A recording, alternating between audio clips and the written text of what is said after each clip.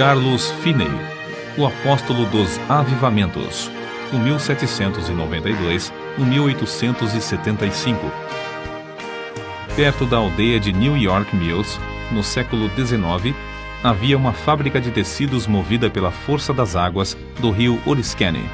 Certa manhã, os operários se achavam comovidos, conversando sobre o poderoso culto da noite anterior, ocorrido no prédio da escola pública. Não muito depois de começar o ruído das máquinas, o pregador, um rapaz alto e atlético, entrou na fábrica. O poder do Espírito Santo ainda permanecia sobre ele.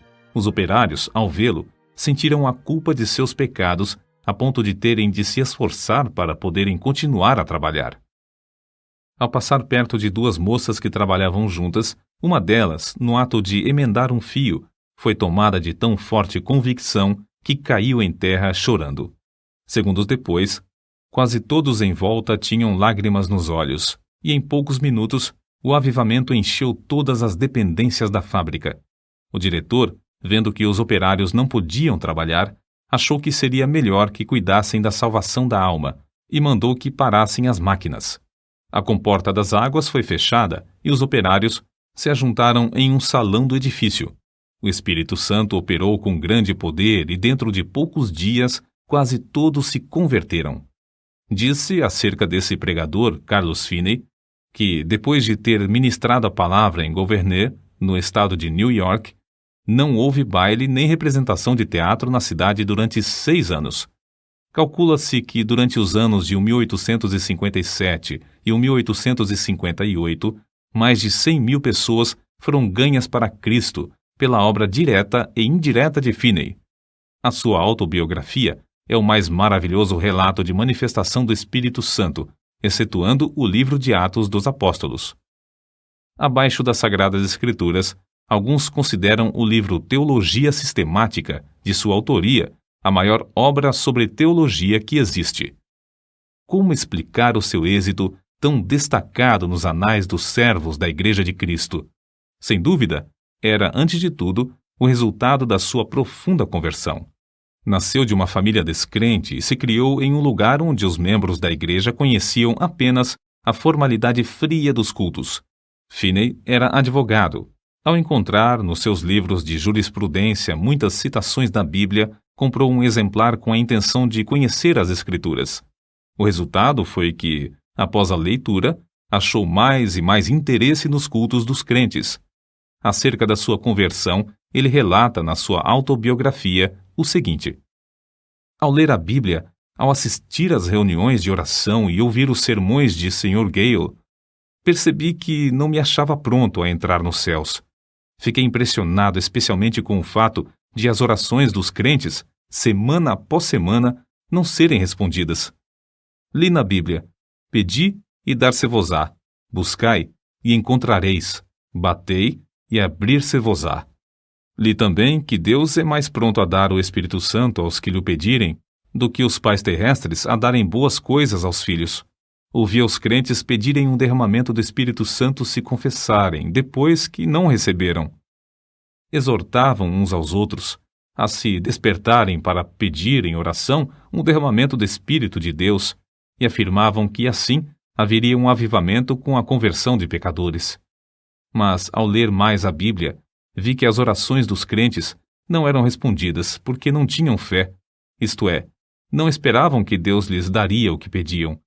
Entretanto, com isso, senti um alívio acerca da veracidade do Evangelho e fiquei convicto de que a Bíblia, apesar de tudo, é a verdadeira Palavra de Deus. Foi num domingo de 1821 que assentei no coração resolver o problema sobre a salvação da minha alma e ter paz com Deus. Apesar das minhas grandes preocupações como advogado, resolvi seguir rigorosamente a determinação de ser salvo.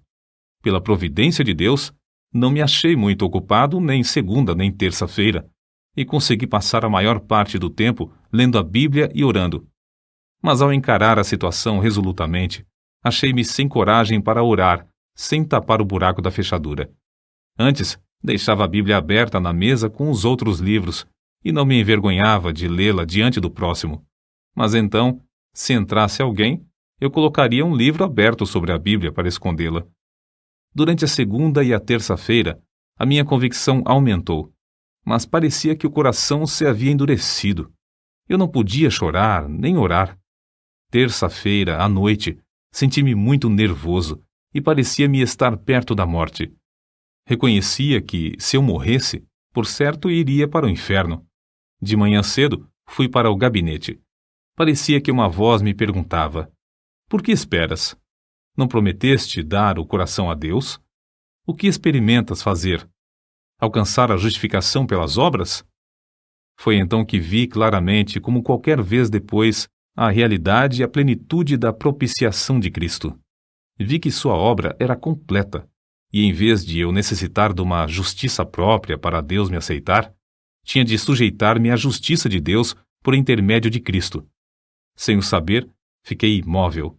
Não sei por quanto tempo, no meio da rua, no lugar onde a voz de dentro se dirigiu a mim. Então, me veio a pergunta: aceitá-lo-ás agora? Hoje? Repliquei: aceitá-lo-ei hoje, ou me esforçarei para isso até morrer. Em vez de ir ao gabinete, voltei para entrar na floresta, onde podia derramar a alma sem alguém me ver nem me ouvir. Porém, o meu orgulho continuava a se manifestar. Passei por cima de um alto e andei furtivamente atrás de uma cerca, para que ninguém me visse, e pensasse que ia orar.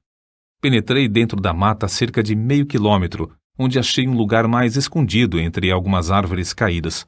Ao entrar, disse a mim mesmo: entregarei o coração a Deus, ou então não sairei daqui. Mas, ao tentar orar, o coração não queria. Pensara que, uma vez sozinho, onde ninguém pudesse ouvir-me, podia orar livremente. Porém, ao experimentar fazê-lo, achei-me sem coisa alguma a dizer a Deus. Toda vez que tentava orar, parecia-me ouvir alguém chegando. Por fim, achei-me quase em desespero. O coração estava morto para com Deus e não queria orar.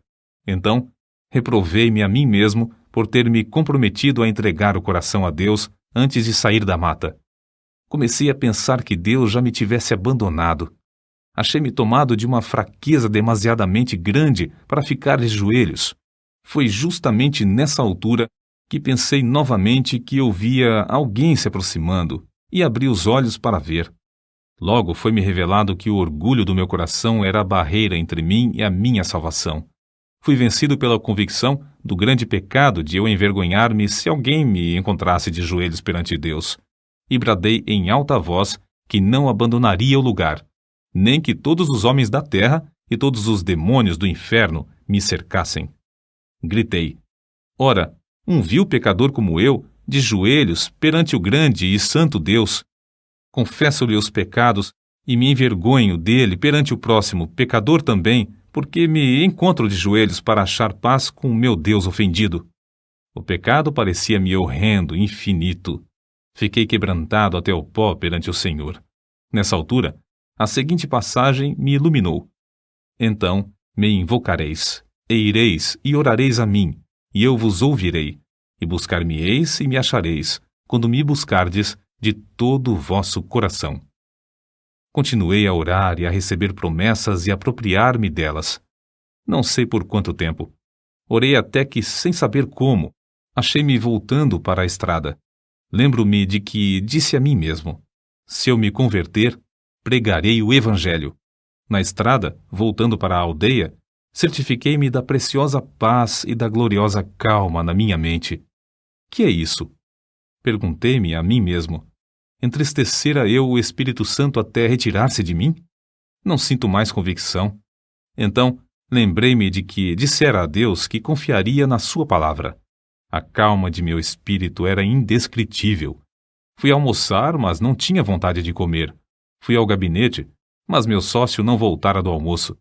Comecei a tocar a música de um hino no rabecão, como de costume. Porém, ao começar a cantar as palavras sagradas, o coração parecia derreter-se e só podia chorar. Ao entrar e fechar a porta atrás de mim, parecia-me ter encontrado o Senhor Jesus Cristo face a face. Não me entrou na mente, na ocasião, nem por algum tempo depois, que era apenas uma concepção mental. Ao contrário, parecia-me que eu o encontrara como encontro qualquer pessoa. Ele não disse coisa alguma, mas olhou para mim de tal forma que fiquei quebrantado e prostrado aos seus pés. Isso, para mim, foi, depois, uma experiência extraordinária, porque parecia-me uma realidade, como se ele mesmo ficasse em pé perante mim, e eu me prostrasse aos seus pés, e lhe derramasse a minha alma. Chorei alto e fiz tanta confissão quanto foi possível entre soluços. Parecia-me que lavava os seus pés com as minhas lágrimas. Contudo, sem sentir ter tocado na sua pessoa. Ao virar-me para me sentar, recebi o poderoso batismo com o Espírito Santo. Sem o esperar, sem mesmo saber que havia tal para mim, o Espírito Santo desceu de tal maneira que parecia encher-me corpo e alma. Senti-o como uma onda elétrica que me traspassava repetidamente. De fato, parecia-me como ondas de amor liquefeito, porque não sei outra maneira de descrever isso. Parecia o próprio fôlego de Deus. Não existem palavras para descrever o maravilhoso amor derramado no meu coração. Chorei de tanto gozo e amor que senti. Acho melhor dizer que exprimi, chorando em alta voz, as inundações indizíveis do meu coração. As ondas passaram sobre mim, uma após outra, até eu clamar: morrerei, se estas ondas continuarem a passar sobre mim. Senhor, não suporto mais. Contudo, não receava a morte. Não sei por quanto tempo este batismo continuou a passar sobre mim e por todo o meu ser, mas sei que era já noite quando o dirigente do coro veio ao gabinete para me visitar. Encontrou-me nesse estado de choro, aos gritos, e perguntou: Sr. Finney, que tem? Por algum tempo não pude responder-lhe.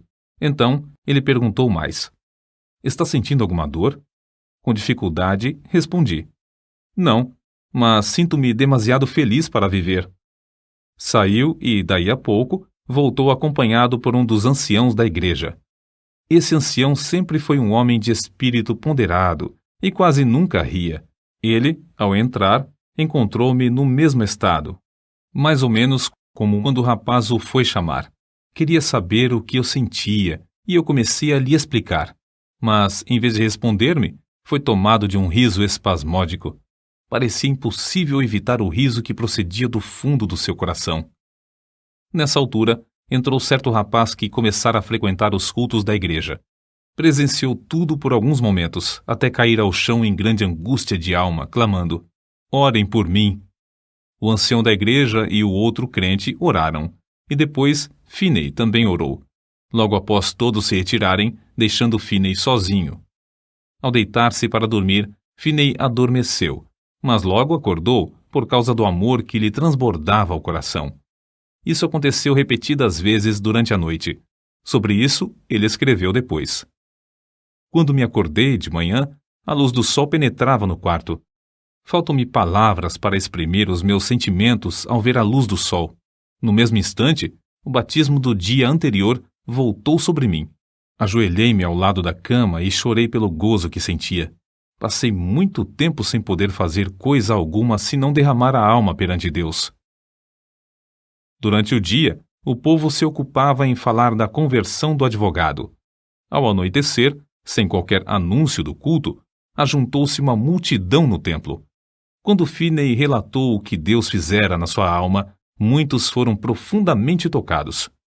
Um sentiu-se tão convicto que voltou a casa sem o chapéu. Certo advogado afirmou: É claro que ele é sincero, mas que enlouqueceu é evidente. Finney falou e orou com grande liberdade. Realizavam-se cultos todas as noites por algum tempo, aos quais assistiam pessoas de todas as classes. Esse grande avivamento espalhou-se para muitos lugares em redor. Finney continuou: Por 8 dias, depois da sua conversão, o meu coração permanecia tão cheio que não sentia desejo de comer nem de dormir. Parecia-me que tinha um manjar para comer que o mundo não conhecia. Não sentia necessidade de alimentar-me nem de dormir. Por fim, cheguei a ver que devia comer como de costume e dormir quanto fosse possível. Grande poder acompanhava a palavra de Deus. Todos os dias, admirava-me ao notar como poucas palavras, dirigidas a uma pessoa, traspassavam-lhe o coração como uma seta. Não demorei muito em ir visitar meu pai. Ele não era salvo, O único membro da família que fizera a profissão de religião era meu irmão mais novo. Meu pai encontrou-me no portão e me perguntou: "Como tem passado, Carlos?" Respondi-lhe: "Bem, meu pai, tanto no corpo como na alma. Meu pai, o senhor já é idoso. Todos os seus filhos estão crescidos e casados, e nunca ouvi alguém orar na sua casa." Ele baixou a cabeça e começou a chorar, dizendo: "É verdade, Carlos. Entre e você mesmo ore." Entramos e oramos. Meus pais ficaram comovidos, e não muito depois, converteram-se. Se a minha mãe tinha qualquer esperança antes, ninguém o sabia. Assim, esse advogado, Carlos G. Finney, perdeu todo o gosto pela sua profissão e se tornou um dos mais famosos pregadores do Evangelho. Acerca de seu método de trabalhar, ele escreveu: "Dei grande ênfase à oração como indispensável, se realmente queríamos um avivamento. Esforçava-me por ensinar a propiciação de Jesus Cristo, sua divindade, sua missão divina, sua vida perfeita, sua morte vicária, sua ressurreição, a necessidade de arrependimento e de fé, a justificação pela fé e outras doutrinas que se tornaram vivas pelo poder do Espírito Santo. Os meios empregados eram simplesmente pregação, cultos de oração, muita oração em secreto, intensivo evangelismo pessoal e cultos para a instrução dos interessados. Eu tinha o costume de passar muito tempo orando. Acho que, às vezes, orava realmente sem cessar. Achei também grande proveito em observar frequentemente dias inteiros de jejum em secreto. Em tais dias, para ficar inteiramente sozinho com Deus, eu entrava na mata, ou me fechava dentro do templo." Vê-se no seguinte relato a maneira como Finney e seu companheiro de oração, o irmão Nash, bombardeavam os céus com as suas intercessões. Quase 1 quilômetro distante da residência do Sr. S., morava certo adepto do universalismo. Nos seus preconceitos religiosos, recusava-se a assistir aos cultos. Certa vez, o irmão Nash, que se hospedava comigo na casa do Sr. S., retirou-se para dentro da mata para lutar em oração, sozinho, bem cedo de madrugada, conforme seu costume. A atmosfera era tal nessa ocasião que se ouvia qualquer som de longe. O universalista, ao levantar-se de madrugada, saiu de casa e ouviu a voz de quem orava e, apesar de não compreender muitas das palavras, reconheceu quem orava. E isso traspassou-lhe o coração como uma flecha. Sentiu a realidade da religião como nunca. A flecha permanecia, e ele achou alívio somente crendo em Cristo. Acerca do espírito de oração, Finney afirmou que era coisa comum nesses avivamentos os recém-convertidos se acharem tomados pelo desejo de orar noites inteiras até lhes faltarem as forças físicas. O Espírito Santo constrangia grandemente o coração dos crentes, que sentiam constantemente a responsabilidade pela salvação das almas imortais. A solenidade da mente se manifestava no cuidado com que falavam e se comportavam. Era muito comum encontrar crentes juntos, caídos de joelhos em oração, em vez de ocupados em palestras. Em certo tempo, quando as nuvens de perseguição enegreciam cada vez mais, Finney, como era seu costume, sob tais circunstâncias, sentia-se dirigido a dissipá-las orando. Em vez de falar pública ou particularmente acerca das acusações, ele orava. Acerca da sua experiência, escreveu: "Eu olhava para Deus com grande anelo, dia após dia, rogando que Ele me mostrasse o plano a seguir e a graça para suportar a borrasca. O Senhor mostrou-me, em uma visão, o que eu tinha de enfrentar. Ele chegou-se tão perto de mim, enquanto eu orava, que a minha carne literalmente estremecia sobre os ossos. Eu tremia da cabeça aos pés, sob o pleno conhecimento da presença de Deus." Acrescentamos mais um exemplo, tirado da sua autobiografia, que mostra a maneira com que o Espírito Santo operava em sua pregação. Ao chegar na hora anunciada para iniciar o culto, achei o prédio da escola repleto, por isso tive de ficar em pé perto da entrada. Cantamos um hino, isto é, o povo pretendia cantar. Entretanto, Eles não tinham o costume de cantar os hinos de Deus e cada um desentoava à sua própria maneira. Não podia conter-me. Lancei-me de joelhos e comecei a orar. O Senhor abriu as janelas dos céus, derramou o espírito de oração e entreguei-me de toda a alma a orar. Não escolheram um texto, mas logo ao levantar-me dos joelhos, eu disse: Levantai-vos, saí deste lugar, porque o Senhor há de destruir a cidade. Acrescentei que havia 2 homens, um se chamava Abraão e outro Ló. Contei-lhes como Ló se mudara para Sodoma. O lugar era excessivamente corrupto. Deus resolveu destruir a cidade e Abraão orou por Sodoma. Mas os anjos acharam somente um justo lá. Era Ló. Os anjos disseram: Tens alguém mais aqui?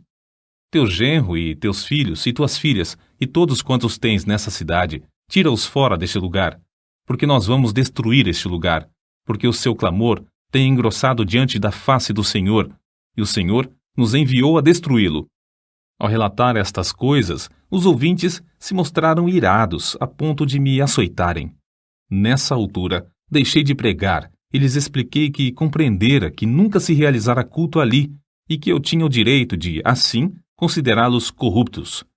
Salientei isso com mais e mais ênfase e com o coração cheio de amor, até não poder mais conter-me. Depois de eu assim falar, cerca de 15 minutos, parecia ter vindo sobre os ouvintes uma tremenda solenidade, os quais começaram a cair ao chão, clamando e pedindo misericórdia. Se eu tivesse tido uma espada em cada mão, não os poderia derrubar tão depressa como caíram. De fato, 2 minutos depois de os ouvintes sentirem o choque do espírito vir sobre eles, quase todos estavam ou caídos de joelhos ou prostrados ao chão. Todos os que podiam falar de qualquer maneira oravam por si mesmos. Tive de deixar de pregar porque os ouvintes não prestavam mais atenção. Vi o ancião que me convidara para pregar sentado no meio do salão, olhando em redor, estupefato. Gritei bem alto para ele ouvir, apesar da balbúrdia, pedindo-lhe que orasse. Caiu de joelhos e começou a orar em voz retumbante, mas o povo não prestou atenção. Gritei: Vós não estáis ainda no inferno. Quero dirigir-vos a Cristo.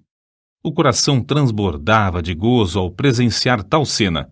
Quando pude dominar os meus sentimentos, virei-me para um rapaz que estava perto de mim. Consegui atrair a sua atenção e preguei a Cristo, em voz bem alta, ao seu ouvido. Logo, ao olhar para a cruz de Cristo, ele acalmou-se por um pouco e então rompeu em oração pelos outros. Depois, fiz o mesmo com um outro, depois com mais outro e continuei assim, tratando com eles até a hora do culto da noite, na aldeia. Deixei o ancião que me convidara a pregar para continuar a obra com os que oravam. Ao voltar, havia tantos clamando a Deus que não pudemos encerrar a reunião, que continuou o resto da noite. Ao amanhecer o dia, alguns ainda permaneciam com a alma ferida. Não se podiam levantar e, para dar lugar às aulas, foi necessário levá-los a uma residência não muito distante. De tarde mandaram chamar-me porque ainda não findara o culto. Só nesta ocasião cheguei a saber a razão de o auditório agastar-se da mensagem. Aquele lugar cognominava-se Sodoma, e havia somente um homem piedoso lá, a quem o povo tratava de Ló. Era o ancião que me convidara a pregar. Depois de já velho, Finney escreveu acerca do que o Senhor fez em Sodoma. Embora esse avivamento caísse tão repentinamente sobre eles, era tão empolgante ver que as conversões eram profundas e a obra permanente e genuína. Nunca ouvi falar em qualquer repercussão desfavorável. Não foi só na América do Norte que Finney viu o Espírito Santo cair e abater os ouvintes em terra. Na Inglaterra, durante os 9 meses de evangelização que Finney promoveu lá, multidões também se prostraram enquanto ele pregava. Em certa ocasião, mais de 2.000 de uma vez. Alguns pregadores confiam na instrução e ignoram a obra do Espírito Santo. Outros, com razão, rejeitam tal ministério infrutífero e sem graça. Oram a Deus para que o Espírito Santo tome a direção e alegram-se no grande progresso da obra de Deus. Mas ainda outros, como Finney, Dedicam-se a buscar o poder do Espírito Santo sem desprezar a arma de instrução e veem resultados incrivelmente mais vastos. Durante os anos de 1851 a 1866, Finney foi diretor do Oberlin College e ensinou a um total de 20.000 estudantes. Dava mais ênfase ao coração puro e ao batismo no Espírito Santo do que à preparação do intelecto. O resultado foi que, de Oberlin, saiu uma corrente contínua de alunos cheios do Espírito Santo. Assim, após o término de uma campanha intensiva de evangelismo e no meio dos seus esforços no colégio, em 1857, Finney via cerca de 50.000, todas as semanas, converterem-se a Deus. By My Spirit, Jonatas Goforth, página 183. Os diários de New York, às vezes, quase não publicavam outras notícias senão do avivamento. Suas lições aos crentes sobre avivamento foram publicadas primeiro em um jornal e depois em um livro de 445 páginas que se intitulava Discursos sobre Avivamentos. As primeiras 2 edições, de 12.000 exemplares, foram vendidas logo ao saírem do prelo. Outras edições foram impressas em vários idiomas. Uma só editora em Londres publicou 80.000. Entre suas outras obras de circulação mundial, contam-se as seguintes: sua autobiografia, Discursos aos Crentes e Teologia Sistemática. Os convertidos nos cultos de Finney eram pela graça constrangidos a andar de casa em casa para ganhar almas.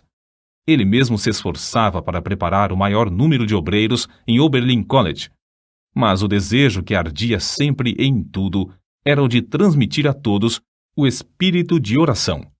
Pregadores como Abel Carey e Father Nash viajavam com ele e, enquanto ministrava a palavra, eles continuavam prostrados em oração. Vejamos isso nas palavras de Finney. Se eu não tivesse o espírito de oração, não alcançaria coisa alguma. Se por um dia ou por uma hora eu perdesse o espírito de graça e de súplica, não poderia pregar com poder e fruto, e nem ganhar almas pessoalmente. Para que alguém não julgue que a obra era superficial, citamos outro escritor. Descobriu-se, por pesquisa empolgante, que mais de 85 pessoas de cada 100 que se convertiam, sob a pregação de Finney, permaneciam fiéis a Deus, enquanto 75 pessoas de cada 100 das que professaram conversão nos cultos de algum dos maiores pregadores se desviavam. Parece que Finney tinha o poder de impressionar a consciência dos homens sobre a necessidade de um viver santo, de tal maneira que produzia fruto mais permanente. Deeper Experience of Famous Christians, página 243. Finney continuou a inspirar os estudantes de Oberlin College até a idade de 82 anos. Já no fim da vida, permanecia tão lúcido de mente como quando jovem, e sua vida nunca foi tão rica no fruto do Espírito e na beleza da sua santidade do que nos últimos anos. No domingo 16 de agosto de 1875, pregou seu último sermão, mas à noite não assistiu ao culto. Ao ouvir os crentes cantarem Jesus, Lover of My Soul, Let Me to Thy Bosom Fly, saiu até o portão da frente da casa e com estes que tanto amava, cantou na terra pela última vez. Acordou à meia-noite sofrendo dores lancinantes no coração. Sofrera assim muitas vezes durante a sua vida. Semeara as sementes de avivamento e as regara com lágrimas. Todas as vezes que recebia o fogo da mão de Deus, era com sofrimento. Finalmente, antes de amanhecer o dia, dormiu na terra para acordar na glória, nos céus. Faltavam-lhe apenas 13 dias para completar 83 anos de vida aqui na terra.